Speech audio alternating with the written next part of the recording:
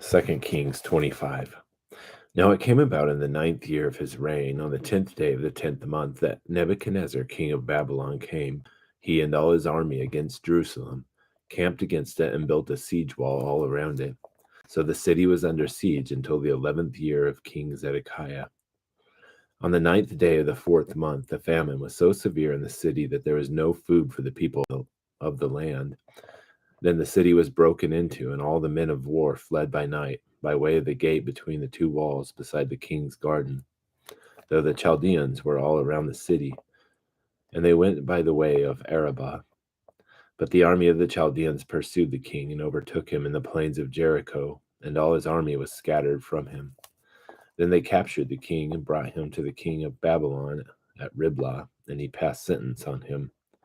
And they slaughtered the sons of Zedekiah before his eyes, then put out the eyes of Zedekiah and bound him with bronze fetters and brought him to Babylon. Now on the 7th day of the 5th month, which was the 19th year of King Nebuchadnezzar, king of Babylon, Nebuchadnezzar, the captain of the guard, Nebuzaradan, the captain of the guard, a servant of the king of Babylon, came to Jerusalem, and he burned the house of the Lord, the king's house, and all the houses of Jerusalem, even every great house he burned with fire. So all the army of the Chaldeans who were with the captain of the guard broke down the walls around Jerusalem. Then the rest of the people who were left in the city in the deserts,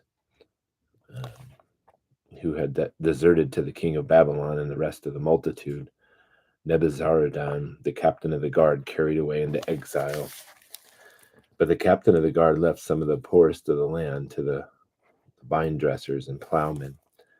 Now the bronze pillars which were in the house of the Lord, and the stands in the bronze sea which were in the house of the Lord, the Chaldeans broke into pieces and carried the bronze to Babylon. And they took away the pots, the shovels, the snuffers, the spoons, and all the bronze vessels which were in the temple service. The captain of the guard also took away the fire pans and the basins, what was fine gold and what was fine silver. The two pillars, the one sea, and the stands which Solomon had made for the house of the Lord, the bronze of all these vessels was beyond weight. The height of one pillar was 18 cubits, and a bronze capital was on it. The height of the capital was 3 cubits, with a network and pomegranates on the capital all around, all of bronze. And the second pillar was like these, with network. Then the captain of the guard took Sariah, the chief priest of Zephaniah, and the second priest, and the 3 officers of the temple. And from the city he took one official who was overseer of the men of war, and 5 of the king's advisers who were found in the city, and the scribe of the captain of the army, who mustered the people of the land, and 60 men of the people of the land who were found in the city. And Nebuzaradan, the captain of the guard, took them and brought them to the king of Babylon at Riblah. Then the king of Babylon struck them down and put them to death at Riblah in the land of Hamath. So Judah was led away into exile from its land. Now as far as for the people who were left in the land of Judah, whom Nebuchadnezzar, king of Babylon, had left, he appointed Gedaliah, the son of Ahikam, the son of Shaphan, over them.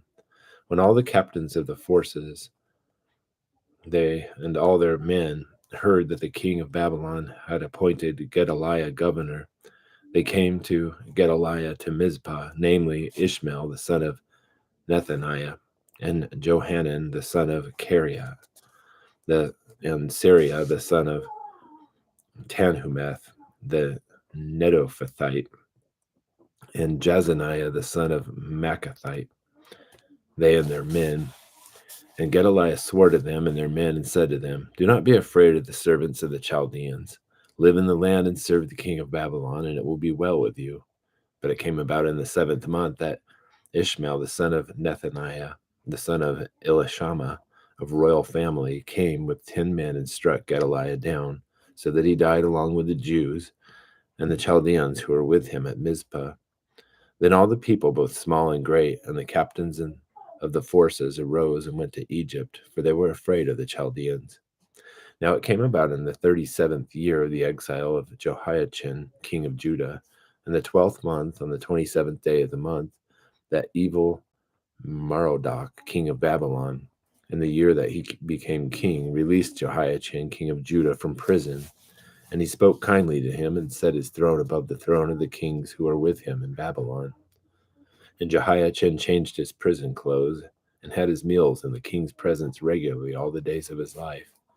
And for his allowance, a regular allowance was given him by the king, a portion for each day all the days of his life.